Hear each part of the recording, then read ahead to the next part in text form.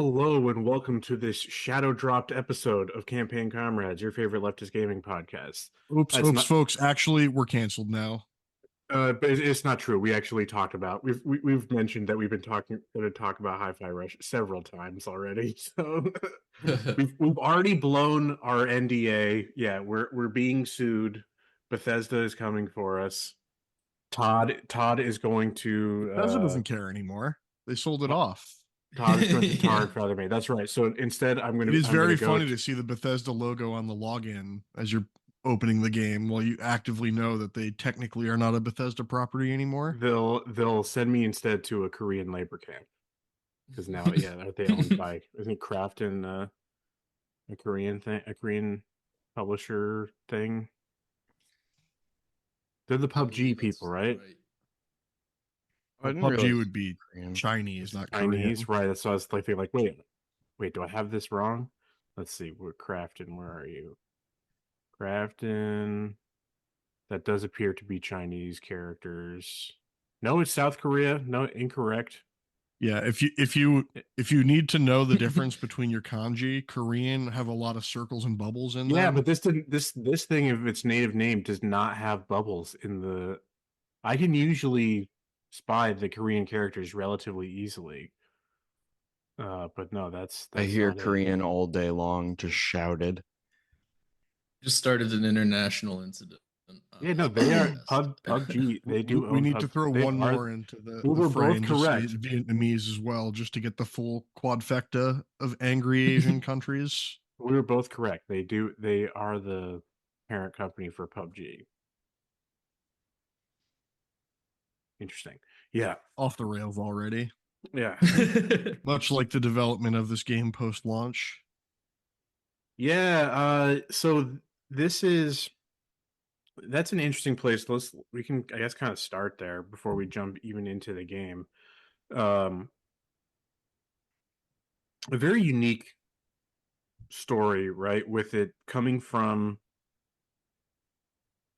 pretty well acclaimed independent. I guess it wasn't actually independent because it Tango got bought. Gameworks is far from an independent Yeah, studio. no, it's like I was thinking like, oh, but like say Shinji Mikami, Shinji Mikami is far they from say the independent director. they say legendary who, but it was like how he like left, uh, he left Capcom, right?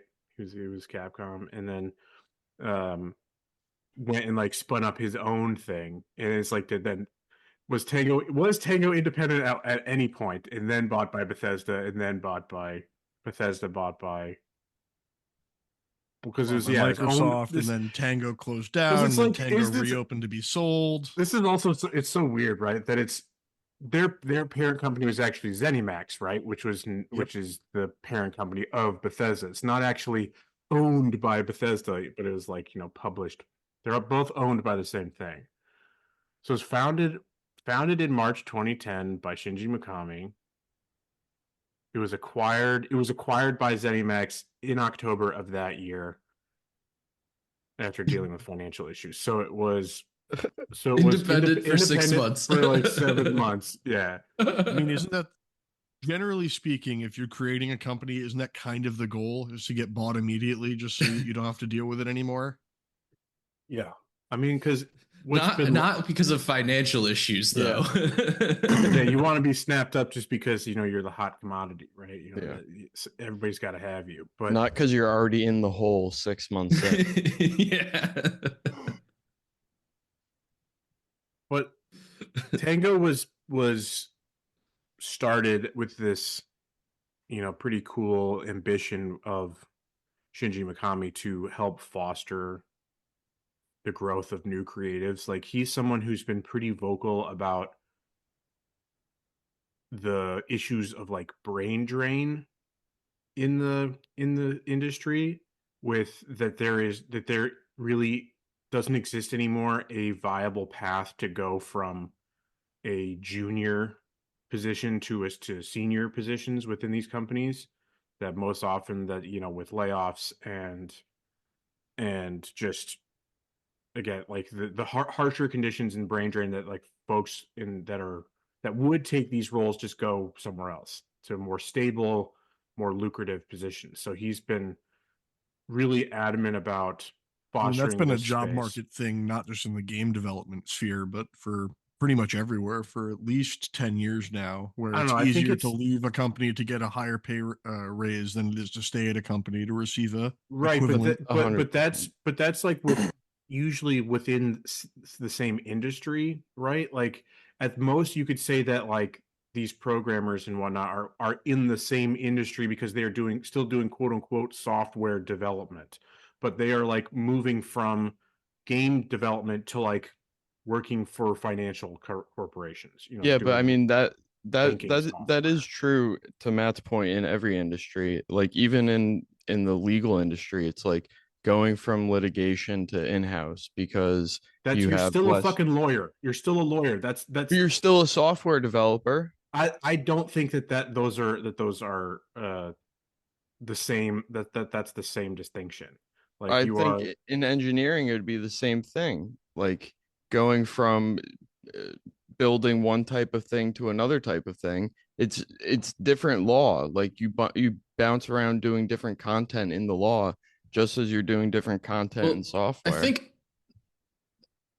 I think the difference is that it's going from something that is like a creative pursuit to something that's a, extractionary but type just of minded thing. Like purely And that's I the don't purely difference. and I'm not utilitarian. saying I'm not saying that Matt's point that it's been happening in every industry for 10 years to minimize it in gaming. Like it could be more specific and like a bigger issue in gaming, but it has been in the entire market. Like it's been easier to bounce around to There's get. also something to be said about it being easier to get into a less tech sphere. Say, like you said, going from game development to being a software developer for a financial company.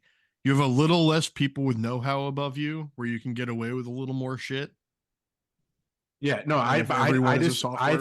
I think the impact on, even if you want to call it a subset of an industry in terms of software development, is it's much more acute in game development, where you're not seeing people fill in these roles. It is a uniquely precarious Well, and that's part of it. zone right now, And for that's lack of part a of better it word. being like, you know, within the larger corporations that own these gaming publishers, developers, whatever, um, that like they still for the past 10 years have seen it as like this kind of niche industry, this it's like a gamble, it's like a loss leader. Uh, but Well, to kind so of like tie it back into what we're talking about, it's Yeah, very difficult to separate yourself financially from passion. And when you're working so hard on something that you're artistically trying to create, in a game sense, all of a sudden you have to realize, like, well, all this stuff that I want to do is going to cost so much money in development time that the game will never come out or it'll never be possible for it to be financially viable. yeah, and there's just not stable investment in it from the larger corporation was my point that I was very wordy yeah, to get to. it is volatile in kind of all aspects. It's Um, volatile, and I also think, creative types of efforts are harmed by what is such a hierarchical structure in how these organizations are built, and You like take that that. back. You take that back right now. Well, like I think it's, sure, there's examples where that might not necessarily be the case, but they also You think are Mr. all in Metal Gear Japan, whereas we Solid talked himself about wouldn't be able to last. do it all alone? No, but no, But but it's like, not that it do it alone. It's do it collaboratively rather than in a hierarchical structure where you are doing tidbits of it alone. that's why You know, it's I think He will put you every have one of his to. developers in the soul machine before he ever lets go Well, of the I was gonna reins. say like that's why I think you got to like look at the dynamic of the Chad Shinji Mikami versus the Virgin Hideo Kojima, who's like they both like kind of will take on this auteur status as these kind of legendary creators Shinji Mikami, making Resident Evil, and Kojima with Metal Gear and all that. But yeah, Kojima still approaches game development from a top-down perspective, whereas Mikami really An seems even like more toxic version of that is is it Peter Molyneux? Is that the yeah, dude, fuck Peter Molyneux. He's an Anglo swine. We don't care, but Yeah. we don't care about him. As soon as I see him on any I- type of it's stage or presentation, I immediately tune out. so I But back think to your point, yeah. I think there's a distinction there though. And it's one that like yes, you need to have a central like top down director of a game, but you don't vision? need all this bloat of then like 4 VPs and then 8 directors reporting to those VPs and then 10 associates reporting to those directors. It should be the top guy and then just everyone else kind of working on the game more or less. Like you can have a just couple of described things, but Valve's like development structure. I and they know, haven't I know released I a did. game in 28 years. I'm aware. I'm aware. Valve has its own issues though, where they don't like dictate what anyone does. That's I think the bigger issue there. It's just Gaben at the top, and then everyone else underneath, just like I'm working on this now. yeah. There's a little there's a bit difference. of like, from my perspective as an engineer, that is such a terrifying perspective to like.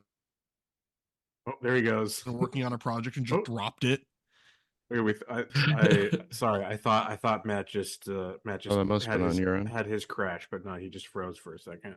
No, but I think the problem is that when gaming, became an industry, that it tried to take a model from like your typical financial or corporate world with all these VPs, these different hierarchical structures, fucking program directors, so and so, reporting to this one and that one and 10 different departments, and then tried to put it in the gaming world where that doesn't work. Let's direct it back towards hold on, let's direct it back towards the game conversation, because that's like what they're kind of parodying here, right? You see that with every boss that you fight in the game, they're called the different, the bosses. They're like the of a different department, the department heads of their heads. departments, but they're the bosses. They're the executive VPs and all those things, and it's to see how kind of discordant that environment is, as they all kind of hate each other and don't trust each other and are competing with one another, just creates the material conditions that will result in things like chai becoming this defect, right?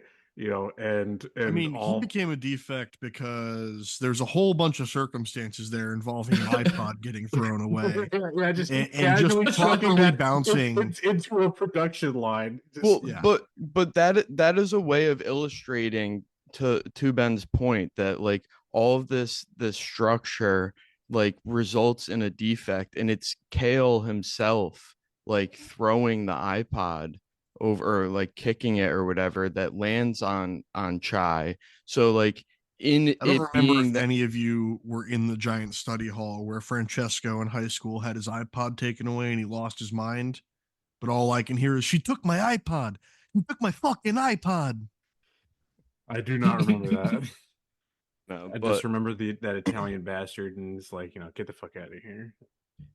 But like that illustration, or like that point of having Kale be the one that throws it, like, and him being the person that bastardized what his mother created, I think is illustrating that larger point of like, the hierarchy not working, and it'll collapse at some point. There will be a defect that brings it down. Yeah, and so why Mikami is like, I think should be praised here, is that like he's created this studio. He is the kind of inspiration behind all these, what brought all the talent in and all that. Yet he is not precious about these things. He has. What are you giggling? What are you giggling about? Andrew hitting 2 vapes. Oh yeah, doing the degenerate spliff. The degenerate dual wield. The digital spliff. That's it. Yeah. I don't know. You're Yeah. talking a lot of good about Shinji Mikami here, but you're forgetting, Ghostwire Tokyo. Did he? Well, which was, from all accounts, was fine. Was fine. Like, Yeah, it's it's one of the games this month from PS Plus. You should one of- redeem it for free and try it out. It's one of the most games ever made. Yeah, no, it's also on Epic. It was also one of the free games on Epic as well. Yeah, Yeah, but you have to give Tim Sweeney one of your like kidneys or something like Yeah, that through the no, I'll fine claim it. print. I'll claim it on both, just in case it goes away from one. But Well, it's yeah, one of those. It's the monthly game on PS Plus, so it's literally you get it and then you just have it as long as you have PS Plus, not a it's PS not Plus one. extra or Okay, premium. it's not one of those licensed ones. Then I guess. The Yeah, so I don't know the exact, because this is a studio obviously known for their horror games, and that was a big inspiration why they decided to do this project, was to kind of Corporate horror. to push back against that kind of assumption that they are a horror only studio. But so Shinji Mikami, I think he was the director for the first Evil Within, but then let me confirm that. Well, So he Evil filled he was. Within- He was. Yeah, he yeah, was. the They director go was- from horror to bureaucratic horror. Yeah. So John Johannes was the director for Evil Within 2, and then has continued to was allowed further leeway after that success to pitch his kind of passion project here with HiFi Rush as this something really kind of radically different, both in terms of tone, style, and actual craft involved with the creators. He like wanted.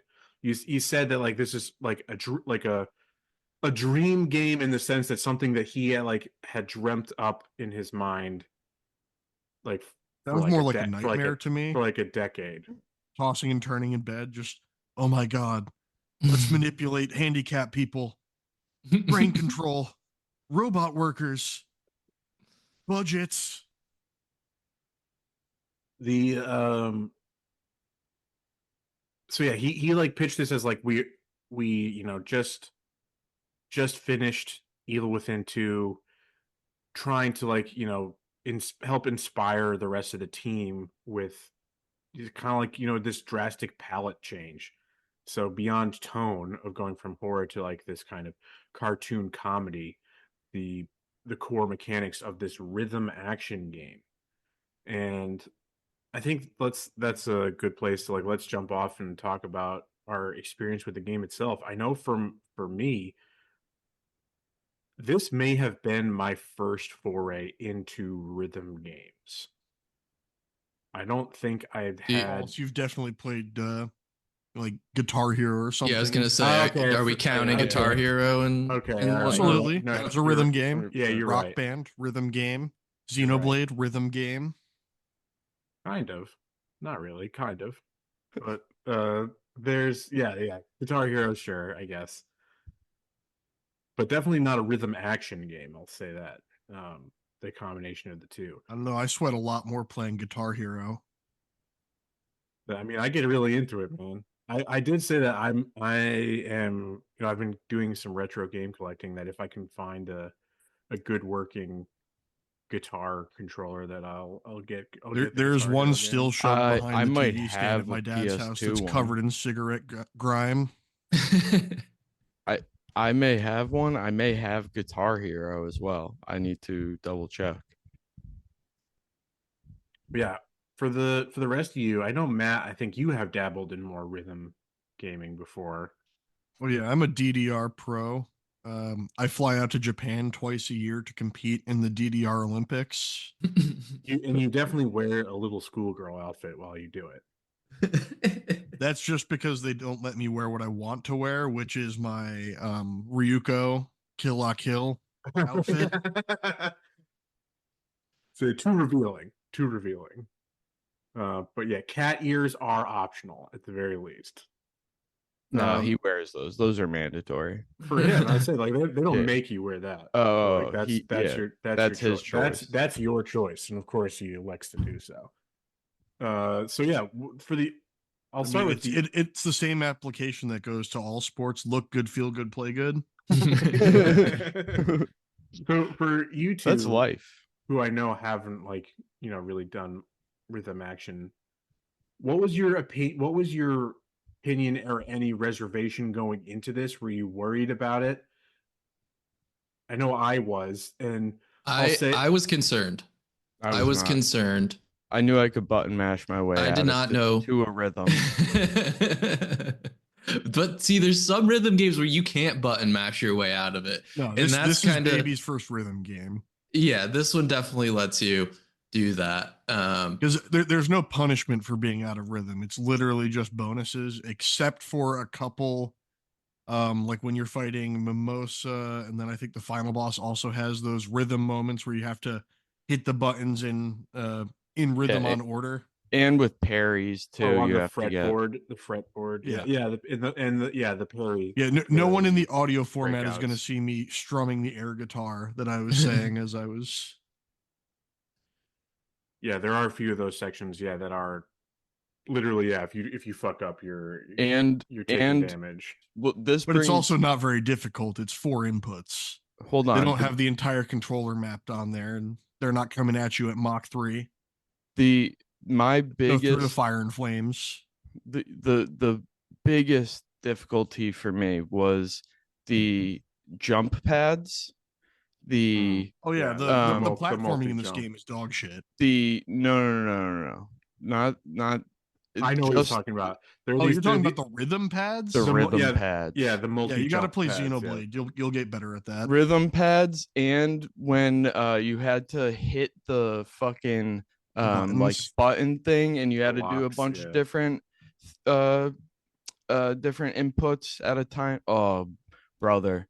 Andrew, happy it was only 4 inputs. They could have gone all out and give you the triggers and bumpers and the directional buttons as well. No, it was the placement of them on the screen, and that my brain couldn't handle processing the audio, the visual, and doing the things. No. My brain was just like, no, these are out of place of why are they going in different corners? And like I see other ones that are over where it should be next, but the next one is down in the bottom. My brain was just like, no, it was not okay. I know the rhythm bit that Andrew had the most trouble with was trying to get Macaron to do his wall smashes. Macaron's wall smash.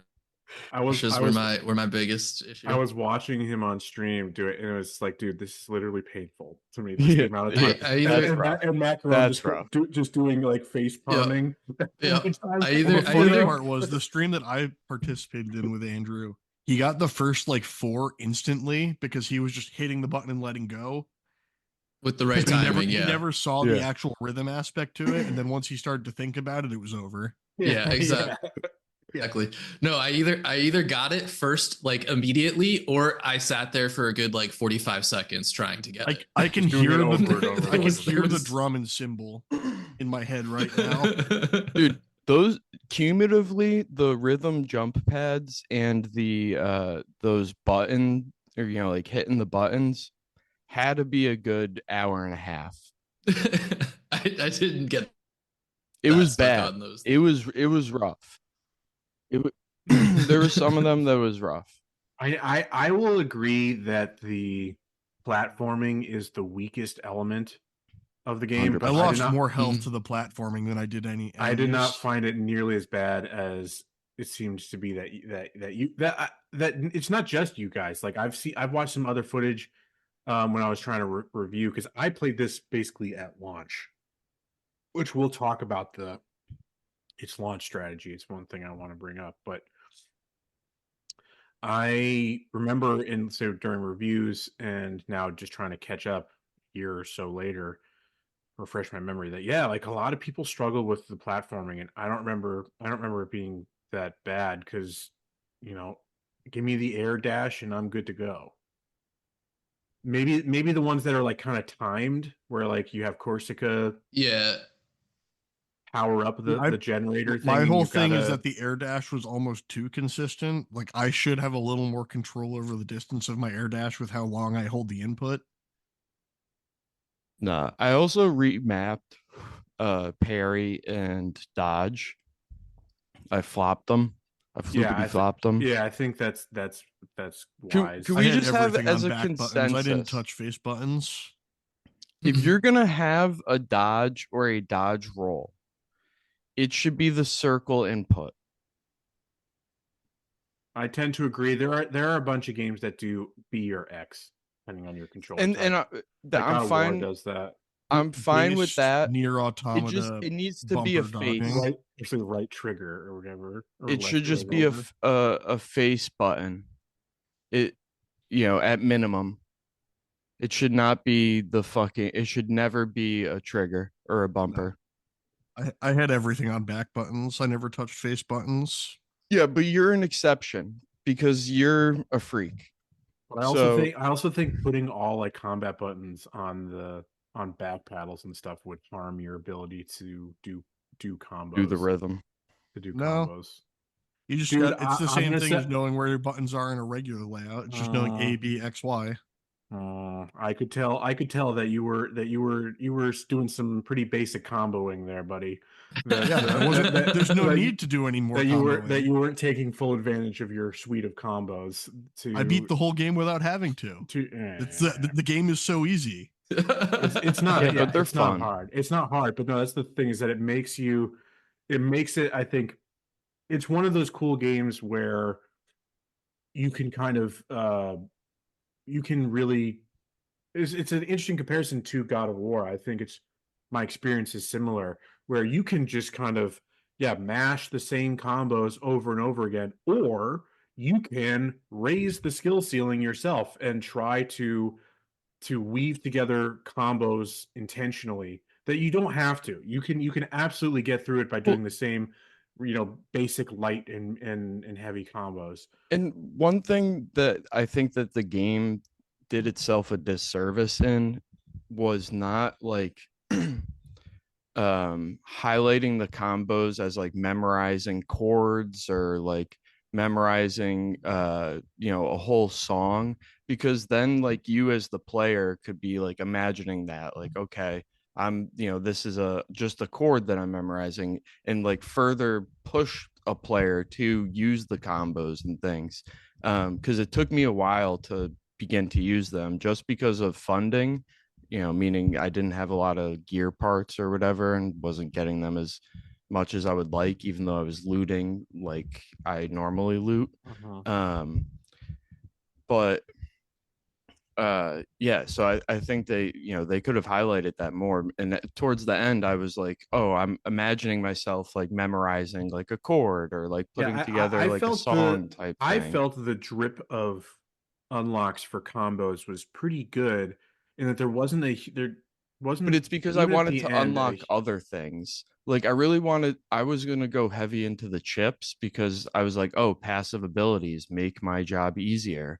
But you like don't get enough funds to be both unlocking combos and saving towards were you ever upgrading back the chip to the slots. painting in the back and getting all your free money from that?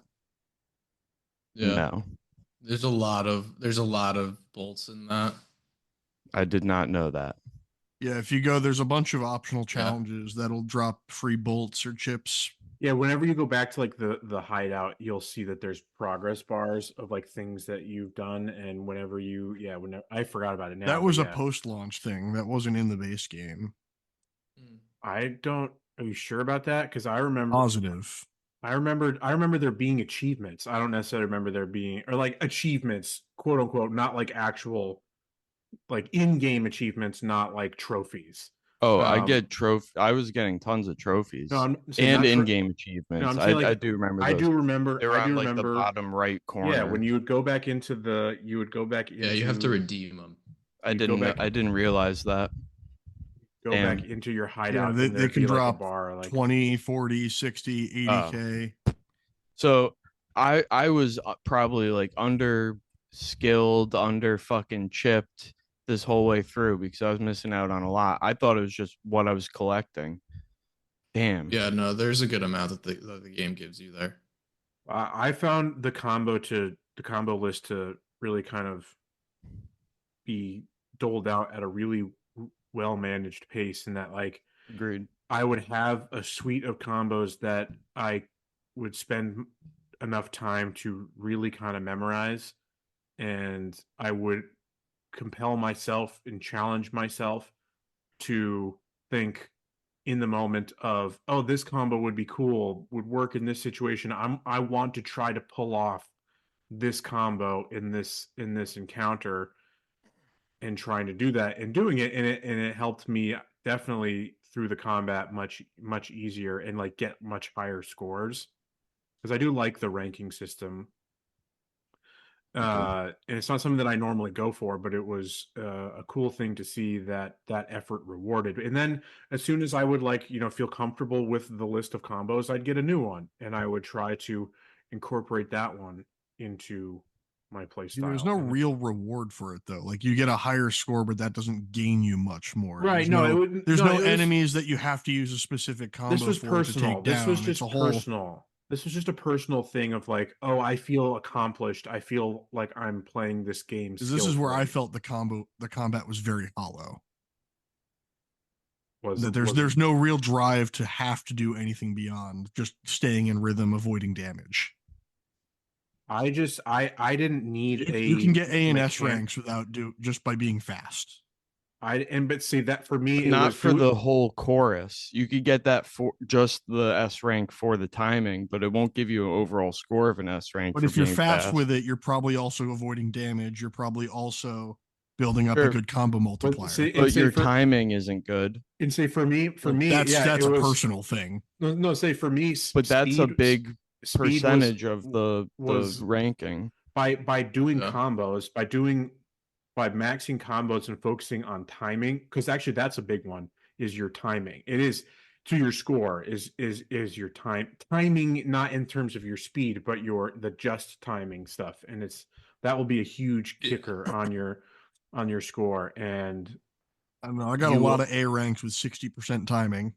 But there's a huge you can get A's, but you can't get S and S ranks. But there's no benefit to that. I would say I would like to, if you get an S rank to like beyond maybe even just a trophy, I would maybe like there to be an in-game bonus, like maybe you get some extra resources or something.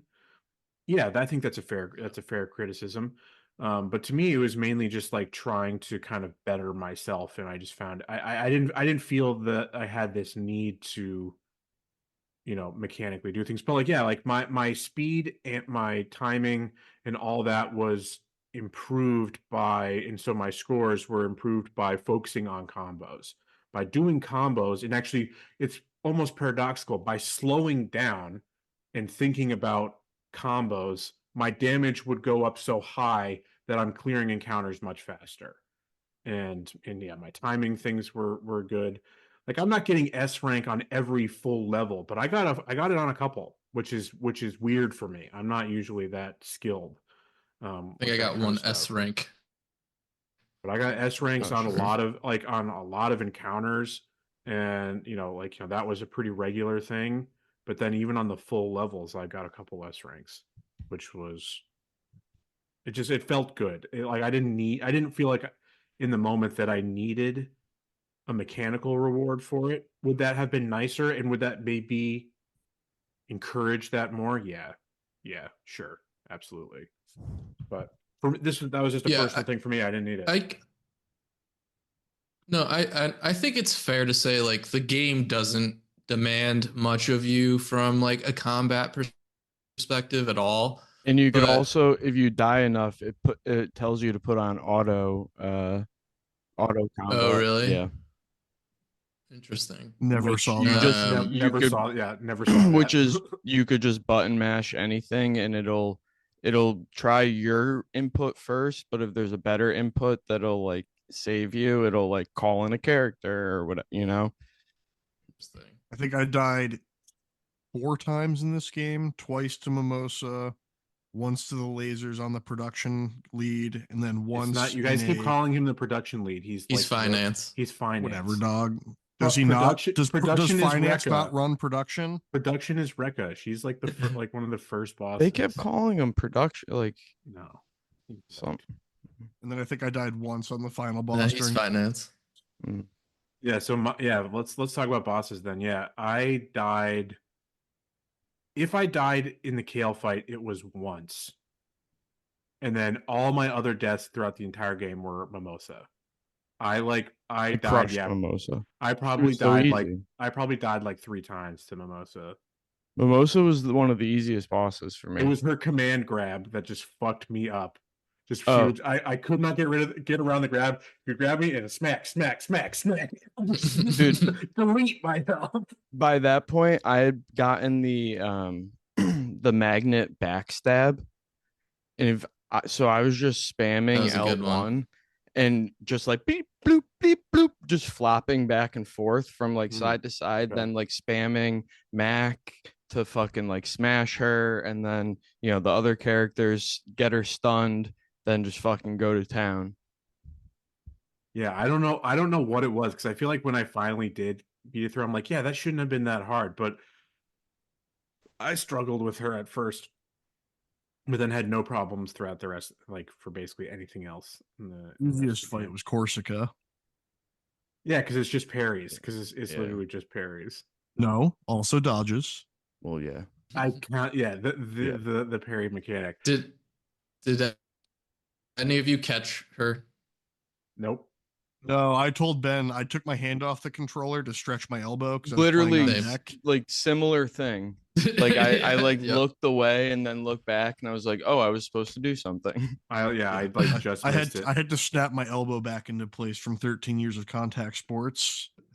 So Yeah. I in the footage that I was watching to refresh my memory, that person did catch Corsica, and it's by far the worst outcome in terms of like how it plays out. It is so much funnier that he drops her, because then it proceeds to continually bonk her on the head as he's like kind of quote unquote rescuing her. I don't know, it's so much more in character for Chai to drop her, Yes. to go for it and whiff. Like Yep. it feels like the canon outcome to me. I would agree. So it was in the end. I was glad. Things in my brain. I was glad. I was glad that I dropped. It was pretty the game seemed to be shipping her and Peppermint. Her and Peppermint. I don't know if anyone else got that. But at the very end, yeah. No, in the credits blush, there was definitely the some blush and the hair. The hair behind the ear thing. Oh, absolutely. I like that the game basically canonizes that Chai becomes a lonely cat boy. No, he just becomes a cuck third wheel. Yeah. They just make him watch in the corner and masturbate with his robot arm. Macaron has cinnamon. My favorite Cinnamon is probably my favorite character. Yeah. The I love purely the face. Purely the Yeah. faces. Yeah, every time he's on screen is a different face. My favorite character was the PI that you would find on all the levels. He was pretty cool too. Because that's a reference to Evil Within. Those are Evil Within characters that they oh my god, hilarious. But there's so much oil. Basically, yeah, they're looking at crime scenes. There's so much oil. Favorite boss is definitely Zonzo. Absolutely. I mean, that one's so fun because it's not actually a boss fight. It's literally you're just doing the gauntlets to. No, you're fighting capitalism. You're burning his budget. Yeah. It's. I mean, he is a JoJo character. Again, he even has the kanji. But yeah, doing all the poses. His first introduction is his first introduction is great when they're on the Zoom call and he's just doing the poses and he's on mute. He's on mute. No, we know nothing about that. Ben definitely didn't spend the last half of stream yesterday muted. No, it was like 20 minutes. It was like 20 minutes, like 15. It wasn't that long, but it was long enough for me to feel embarrassed. Yeah. 'Cause I had to go pee. I didn't want our few viewers to hear me frying chicken. I mean, I learned I your had door. to mute myself while I was taking a shit while on the call. just heard a Bloop. man. Yeah. So the bosses were fun. I like them all. I think they're all really good personalities, except for maybe Mimosa, like has kind of the weakest personality of the Yeah. bunch, It's and very which generic. is funny as as the marketing, as the head of marketing Yeah. to be The just marketing like, blonde woman yeah, it's It's very just- has all the on personality of a brand. Fox News host. yeah. It is. I mean, it's like, just it's just like every basic communications major girl that went to a private university. a state school. all flash, private no university. substance. Yeah, exactly. Big school, like named private university that daddy paid for. And then daddy paid for all of her music lessons Tits. and then paid for all of her Tits, coliseums to get Botox, filled so she could perform. Wait a second. Yeah. This sounds familiar. Ozempic, BBL. buccal fat removal. The cast of characters in general, I think, are just really enjoyable. And Mhm. so this game was constantly being put in opposition to Forspoken in this really weird way, because they both came out at the same time. No, I'm you're giving me these looks of disbelief, but like in the online discourse, No, I'm just shaking my head because they are so completely no, not remotely they have the nothing same. remotely similar in terms of gameplay or anything like that. But it was because they came out at the same time, and people were like trying to be like, oh, why do you like the cringe dialogue and jokes of Hi-Fi Rush, but you don't like it when it comes out of the mouth of a black woman No, character? the real comparison there was Forspoken Well, and did what you was the Atomic Heart, which were two sides of the same coin of cringe. Crispy critters indeed. Were you about to say something, Andrew? Oh yeah, you said the problem. It's a black woman. That's why. Right. Yeah. I don't know what they're what Well, the then Atomic Heart was obviously. a white guy. But he's Russian. Speaking of ethnicities and races, the accents in Hi-Fi Rush so inconsistent and just like terribly done. The only one that I know that's like maybe kind of inconsistent is Macaron. Like I didn't quite know what accent he was doing. The only accent I would give him was a lispy, nerdy bullshit. No, Yeah, it's, his was fine. It's I had supposed to be issues with kind of British. Corsica. It's kind of kind of British. Corsica's always sounded the same to me. Corsica's did not sound the same constantly. Like dropped out of an accent in like the dialogue, like when pop-up scenes, and then That's your cursed Italian ears just not giving credit to the Irish and or Scottish, depending on which way you want to push it. She is American though, the voice actress. Yeah, so she cut out of an accent many times, and then Roxanne Vandelay and Peppermint a bit, but Roxanne, like you only get a little bit. Peppermint has no accent. But she would have like Peppermint is she would have from like weird Connecticut, no accents accent. to words sometimes. But then her mother is like maybe Southeast Asian. She's supposed they're Indian. They are supposed to be Indian. But Roxanne's accent cuts in and out in like the 3 sentences you get from her. I watched it last night and did not have that observation. The one that I would say, yeah, is like macarons would be it was like both like kind of British guy. And that no, he's supposed to be like British. He calls chai mate all the time. That's not an English phrase. But it's like American. It was sorry, yeah. My bad. It is an English phrase. It is an English phrase, my bad. Yeah, if they wanted it to be American, more canonically British, they would have been calling him bruv. Oi. Hi, bruv. Oi, bruv. Beans and toast, bruv. Again, Brown cinnamon mushy peas, bruv. Cinnamon remains the goat in my mind. Cinnamon's ultimate sacrifice at the end and then he like paints on like the cool aviator sunglasses with Yes. the Yeah. with he basically paints the Chad face onto himself. He's got like like the arched eyebrow and the striking jawline as he as he goes Super Saiyan on him basically. It goes further beyond. This is what it means to go further beyond the bounds of market capitalism. Ooh, what about the music? What about the music? Like that was one point that I was almost a little disappointed in. Not that the music was bad. Is that like beyond I like being found like, that the oh wow, that's a streamer Nine mode Inch Nails music when I song was or watching something. Andrew play was super repetitive and super simple. That's what I was like gonna say too, is that like beyond like be like, oh wow, that's a beyond the select couple of licensed songs, it was like, oh yeah, this is kind of all samey. Yep. And I kept thinking that they're Not that it playing was REO bad. Speedwagon songs, but it was That would have but it been also wasn't. a JoJo reference. Yes, yes. Robert E.O. Speedwagon, noted Nazi collaborator. Also, best waifu. Oh, God. Yeah, I did. No, there was some I good agree, though. music, I do like think the the music. finance officer fight. Yeah. Yes. That was a nice little drop right there. Remind me what that the song the was. boss Was the it? boss battles all had pretty good music. Did you say to remind you what that song was? Yeah. What was the song? Was it Beethoven? Oh yeah, Wolfgang? it Yeah, was. that was Yeah, the yeah, bait. yeah, yeah, yeah. Okay, yeah, yeah, yeah. I'm looking at that here now. Yeah, it was like some.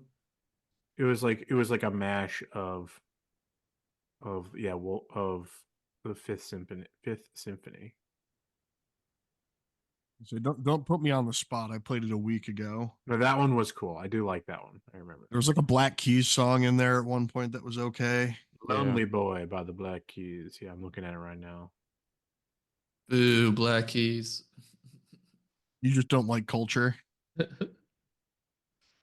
Yeah. Oh, Nine Inch fuck you. Nails song was fun. Yeah, so Nine Inch be, Nails has a history of video game songs. Uh and I just love that. They've been in a lot of great video games. is Trent Need for Reznor Speed, is Trent Reznor a Trent- gamer? I don't know, but Pretty sure he is. Midnight Club. It was not a Need for Speed. I was wrong. It was just Midnight Club. There's in there in the Tony Hawk games. There's a bunch of Nine Inch Nails songs. I wonder if he's a gamer. Look that up. Must be, and he's just willing to license Yeah, his he is a songs gamer. out. That's cool. All right, so we've tiptoed a bit around you talked and mentioned multiple times about like the themes and the plots and all that for the game. But yeah, what was your opinion on the story? Like I guess tying it back into, I didn't get to quite finish the whole point of why I brought up the Forspokenness thing of it, is that I don't know, like for me, the cringe quote unquote dialogue or jokes and all that were all self-aware enough, and that was the reason why they landed, is that they did that as to make fun of Chai and his love of puns and all that stuff. But for me, I kept saying that to I think both of you guys while you were streaming, was like, that the writing and the comedy is good when even the puns hit. Mhm. Hmm. And for me, No, they go ahead. go ahead. No, I was going No, to say you go ahead.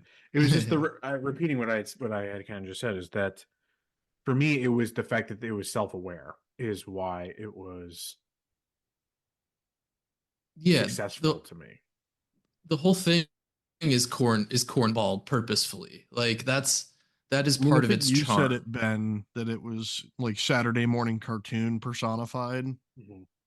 Both Yeah, in terms of its art style and That the and humor was its Saturday morning cartoon. right. Yep, for Like sure. like one of my favorite like little jokes, because it's kind of almost more a like a physical kind of like slapstick gag more than even writing was right at the beginning after he gets Project Armstronged and gets his robot arm and the iPads stuck in his chest, as like he's like waking up from like the surgery, quote unquote, and the little table thing is slowly raising him up and then just fucking launches him into a fucking wall. And it just like his reaction there was just, I don't know, for some reason gets me.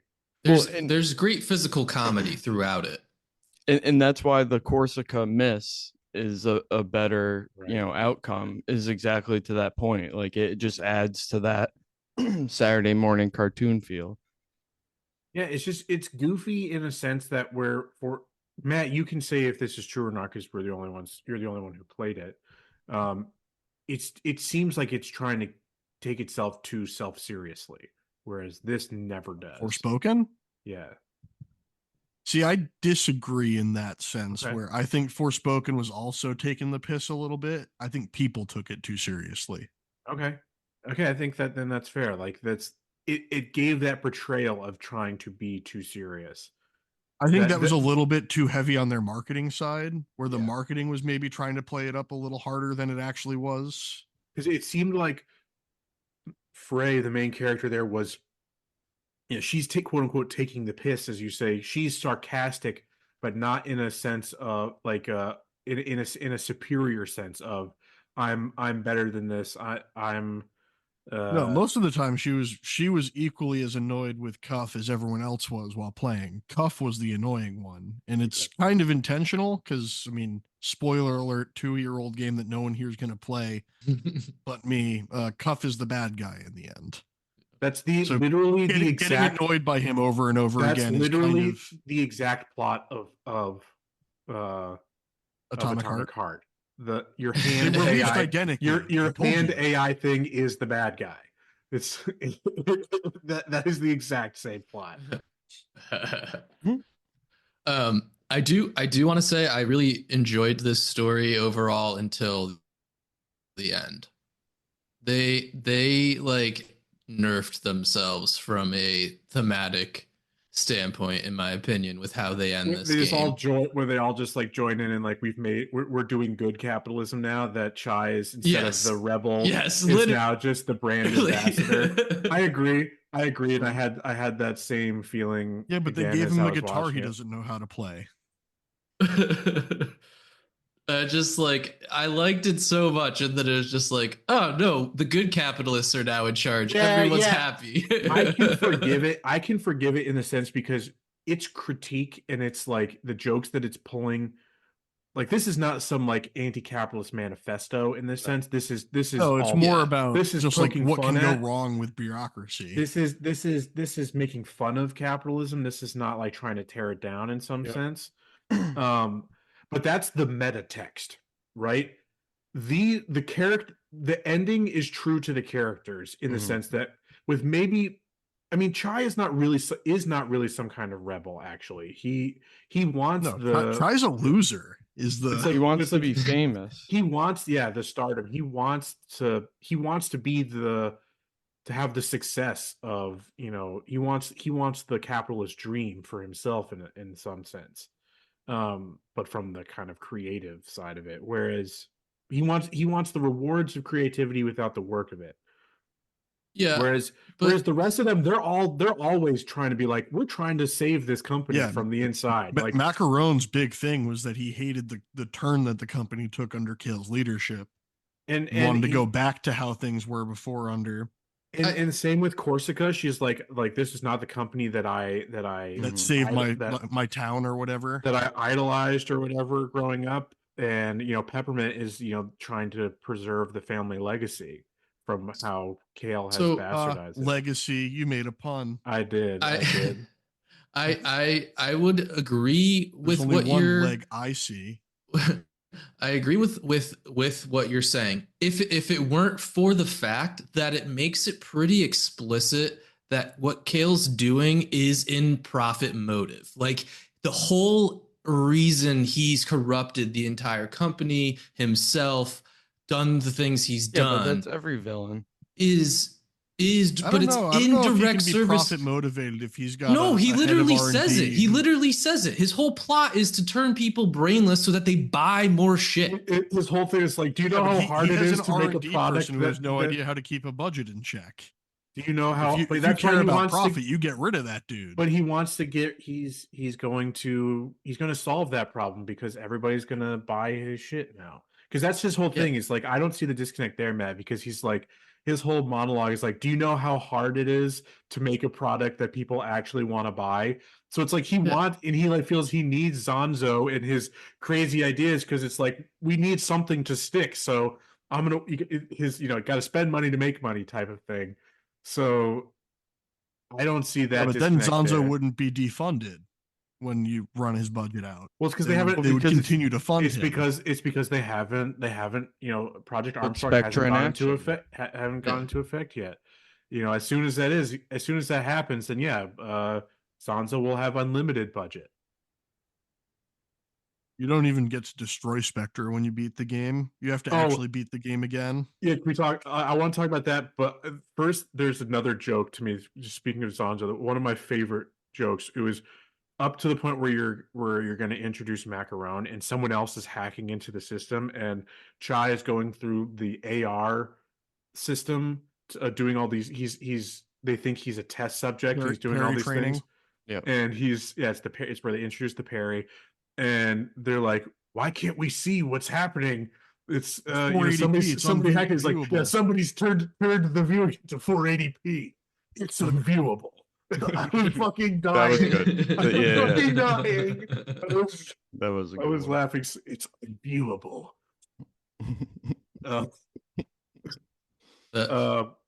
One of my other favorite jokes is Mimosa still being on the company security email distribution list after joining sides with Chai.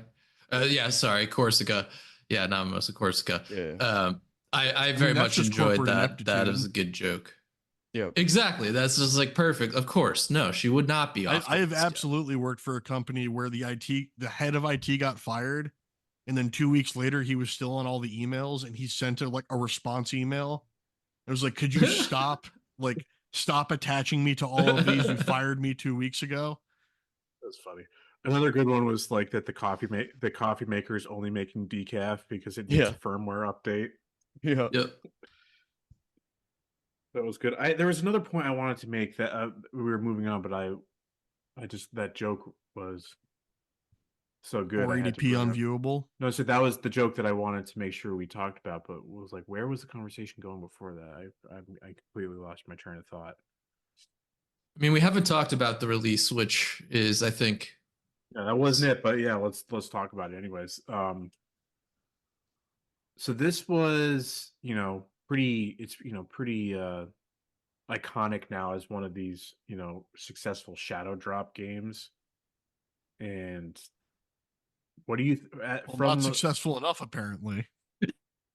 I don't know that we can call it success. I mean, it did. I mean, it did well. It did. It's one of those where I'm not going to knock the game or the studio for their This is a situation where it's like a Square Enix. The game didn't meet our expectations. Well, so here's Here's the thing. Here's the thing that I don't think we can actually divorce these things, because I think we can say it was definitely critically successful, and you can't say it was commercially fully successful in that way. But I think it was, from a fan response, very successful. They had a good player base, but it was the fact it was all on Game Pass. It was a victim of Game Pass. Exactly. But it's the reality that, would this have been successful even in those other vectors? Without Game Pass? I think it would have been a game that would have needed a demo. But that's how they treated it, was that Game Pass served as the demo. That it was a demo where I can play the whole game. But it was like that you could get into it with no added risk involved. Was their kind of thing. Yeah, wasn't this a $30 game base MSRP? We're making that up. Or was it 40? It was probably, if it was not quote unquote full price, it was 40. But there's a often bit of misunderstanding here that that this was a game that was only created and made possible because of Game Pass. That is incorrect. No, that's just marketing bullshit. No, but that was incorrect. They bring it up in comparison. They'll say like Pentiment as well from Obsidian. That is true for that. Josh Sawyer has come out and said that he was inspired to make a game of that scale and scope because of something like Game Pass. Whereas I confirmed this myself yesterday as I was looking through some interviews with John Johannes that no, this was in development before they were acquired. John Johannes, or is it Jan Johannes? It's John Johannes. I know for a fact he is not from the Netherlands or whatever. He may be Dutch in There's no family umlaut origin. over the J. There's Yeah. no. Yes, it's John. Yeah, this was in development for like 6 years. It started in some capacity. They pitched it in like 2017. 2018, what I saw. Like that's like where they start. That's where he started like the pitching process. It wasn't in development. Small team too. And yeah, a small team that was working like concurrently with Ghostwire. And yeah, so this was in the works before Game Pass. They seized that as an opportunity when they did it. But yeah, so I think it was it is one of these weird test cases for Game Pass. In some ways, it propels it into more, into more eyeballs, but also kneecaps it in terms of its financial success. I played it on Game Pass when I had Game Pass because of that justification. I was like, I would never play a rhythm game. I would, like, this is so weird to me, but I'm hearing so many good things about it in that first month of release. I'm like, okay, I'll try it. I have Game Pass. Let's give it a shot. And I liked it so much that I went and bought it on Steam. Like it did work for me in that regard. And I'm still waiting for the inevitable physical release on PlayStation. I will double dip. Feels like almost better of a Switch game than a PlayStation game. See, I was thinking about that actually. Just like playing it on like where we all played it, because if I played it in a handheld, I would have not been able to get as far as I did, because a lot of the time, in order to keep the beat, I had to like use my leg, like especially for those rhythm jumps. Were you tapping your foot? I was tapping my foot, and I would have my arm on my foot or like on my leg to then at this is an interesting window to how your body works. Yeah, they just sell me to science. I mean, like, I get it. So, and then sometimes there's a reason why people tap their foot to keep the beat. There's a reason behind that. Yeah, Mike was vibing. And then should have been playing in bed and then got the haptic feedback bed that vibrates to help couples copulate. And then another thing was doing the button hits where you had to press the different buttons at different times and like all over the screen. Sometimes I was using two thumbs to hit it, so I needed to like hold my controller weird. Yeah, that's very odd. He was claw gripping to play. That's not claw grip. That's closer to the based Armored Core reverse grip. Yeah. No, it was like this. My left hand was on top so that my left thumb was hitting square and triangle, and then my right thumb was normal spot. This is where having it on the back buttons makes it better, because you have a finger on all four buttons. I don't have a pro controller. No, you have a Steam Deck. But you have the Steam Deck. Oh, but still, I wouldn't have liked it. You may have actually been able to do better on those because the screen is smaller and your field of view is smaller, so you would actually be able to see when the prompts are going on each corner. Because I actually think it was a very good handheld game, and that when I played it full screen on my PC for stream, that it was a worse experience. Okay.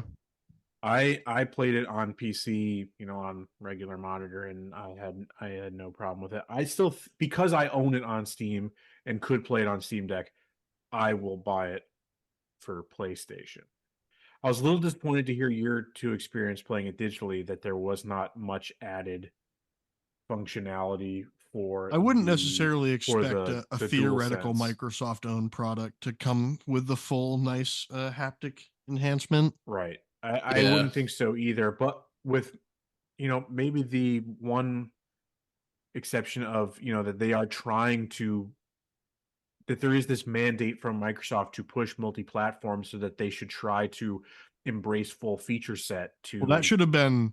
So you talked about the shadow encourage drop and then the Game adoption. Pass of it all. The push for this to be in the first batch of multi-platform games from Microsoft should have been a warning sign to people that things weren't selling very well and that the numbers weren't good enough on one side. You know? Yeah. I don't know about that, because I mean, I don't think something like Pentiment was also, well, it definitely didn't have that high of a budget. It was a very, small team and small scope, and doesn't need to make a ridiculous amount of sales. But you never heard anything about them. Like, they didn't get fucking closed for that. And You better knock on wood.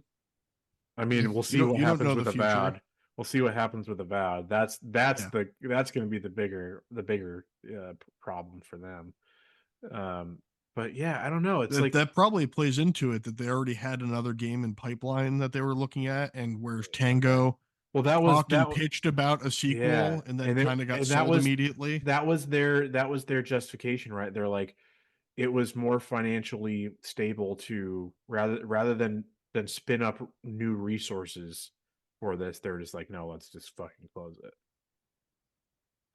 I think you're maybe on something there, versus the actual performance of the game itself. I think it's more it's where it existed in its pipeline. I It's think just a that's little more bit funny relevant. to me when you look at Tango Gameworks as a whole, this generation in particular, where they released a Sony third party console exclusive in Ghostwire that was console exclusive for a year. Yeah. Then they get sold to Microsoft in the ZeniMax deal.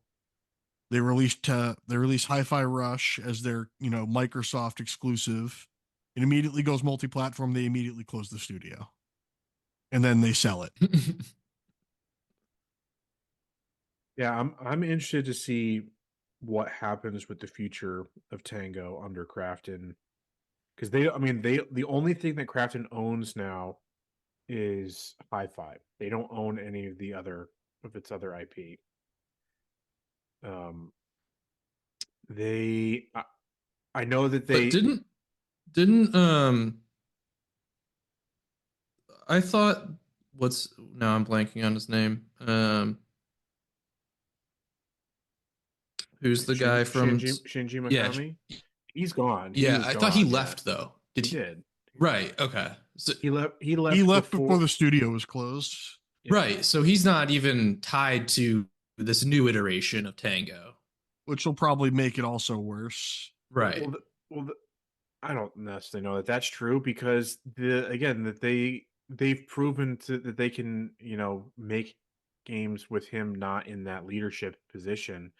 My I mean, the thing is, he might not be in the leadership position for that particular game, but he's still in the leadership position of that company and shielding them from other outside influences and stuff in a way that maybe a new studio head or Crafton might be like, hey, what if HiFi Rush had a battle royale mode like PUBG? Okay, that's fair. I don't think that they would, just because of this was No, like I'm just saying that this there was is a almost a little bit. PR. This was like almost more of a PR move for Crafton, I think, in any sense. Is like that. Oh, We'll save the studio. we could score some big points by saving. Like, this was a discourse topic, that people are super upset about losing this company and losing this IP. So let's Fair. be the saviors to swoop in, and they can just be we can just kind of let them do their own little thing and just be like a PR kind of mouthpiece for us. But yeah, so I know that when they bought this, when they purchased Tango, they did it with the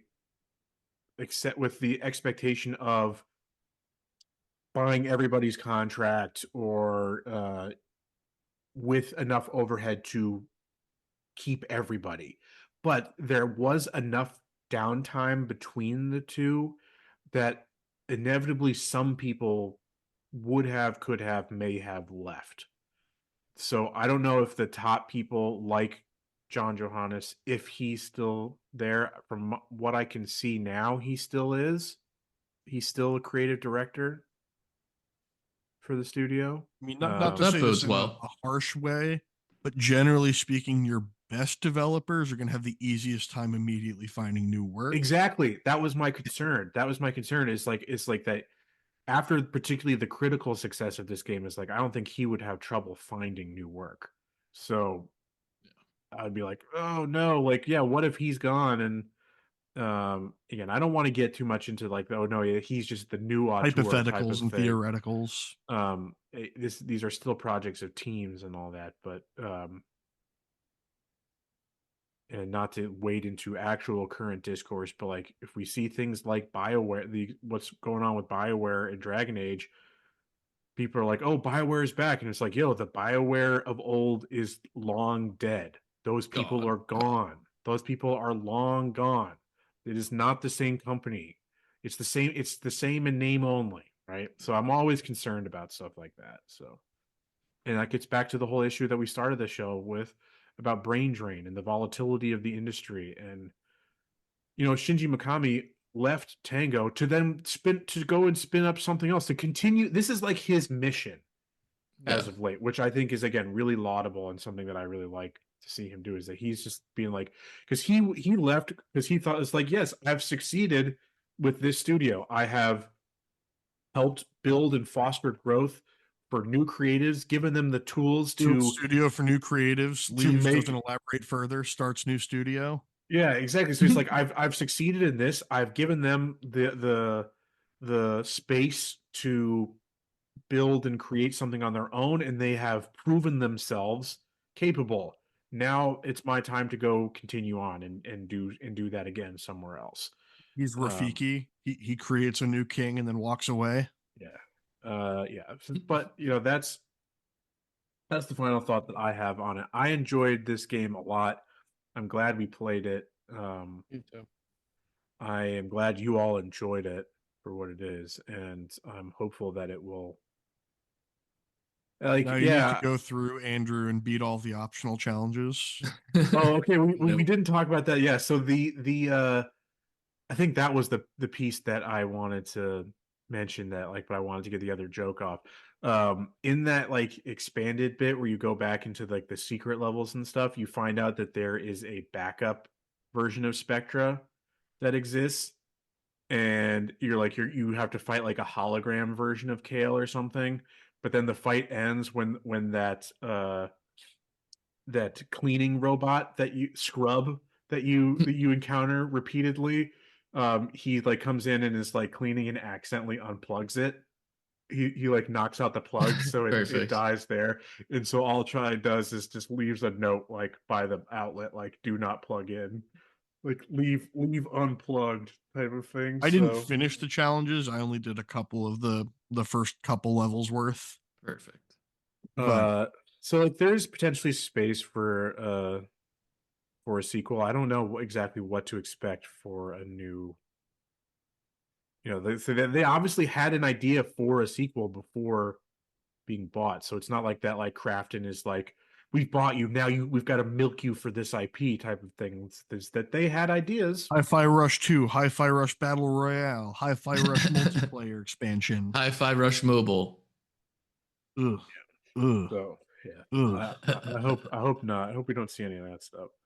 All right, folks. Imagine trying to play a rhythm game on touch controls. Yeah, on your child's crusty iPad. dude, my nephews, they have a new one now, but their old iPad, it wasn't like gross from like food and shit. It was just like shattered. It was just shattered. So it was just like, if you tried to swipe it, you would cut yourself on the glass. You got to get them one of those shatterproof child tablets that they give to the military, and specifically the Marines, because they can't trust them. Yeah. And they can't give them crayons anymore I because think theirs now is like in one of like the big kind of heavy duty cases with like a handle on it like that. I love that. See, the problem with that is now that's a weapon. Yeah, It's a brick. it was a yeah. weapon. I was gonna say it's a weapon. But I love what they use. What they use for construction guys to like hold their tablets. It's the same thing. It's just like made for children. They just like change the colorway of it. It's sparkly Instead colored of raw and stuff. metal and rubber accents, it's a bright blue plastic with rubber accents. Yeah. Yep. Exactly. Yeah. Silicone. Exactly. All right, folks. Any true final thoughts here? We've talked about a lot. We like this game. I really enjoyed the experience. I wasn't sure what I would think about it overall, but this game engaged me on all fronts. The story and the gameplay and the visuals. All fronts, huh? Yeah, Horniness all fronts. Too? I mean, that goes unsaid. Yeah. Corsica makes me feel things. Cinnamon too, yeah. Yep. Cinnamon makes you feel things Mimosa emotionally. too, He talks honestly. to you and he's like, "It's okay, Mr. Chai. You're just not good at things." And it's like, you're right, Cinnamon. I'm not good at things. And that's okay. But I'm trying. And that's okay. Effort, friendship, that's the things that really matter. Yeah. A Southeast Asian girl putting you down the entire game. Yeah, we love it. We love to see it. Folks, thank you so much for listening. We will be back. I don't actually know what's next. We're off unless we come up with a one shot. I think we're basically done with tabletop stuff till at least the new year. We gotta for the year we're pretty booked out. We got to get a better handle on all that. So I know we want to do more stuff with that. So I think the next thing would be an adaptation that we haven't picked. Do we want to try the first half of the Yakuza series or something? I don't know. We'll talk about it. Arcane season 2. I don't know what that might come out too late for. I thought it was already out. No, it's maybe. I know it's November, but I thought maybe it was end of November. We'll check it out. We'll maybe try to figure that out once we stop recording here. But folks, in the meantime, are there any Thanksgiving themed adaptations? Master Chief gets a turkey. Master Chief fucks the turkey. Yeah. You read my mind. Master Cheeks is clapping that turkey. You have to watch the entirety of the Pokemon anime because it's an adaptation of the games. Yeah. But folks, I don't know if I could do that. If you want to support us, you can follow us at twitch.tv/campaignComrades. Check out the YouTube. I still need to be setting up the dual streaming for us. You can look out for weekly blog posts on the Patreon, free to the public. You gonna write about HiFi this week? I gotta pee. I should think of something to write about for HiFi Rush. Yeah, I don't exactly know. Mike, HiFi Gush. Yeah. All right, folks. But that'll do it. That'll do it for us tonight on that lovely note from Michael. Thank you very much. We will see you next time. That's the name of the episode. HiFi Gush.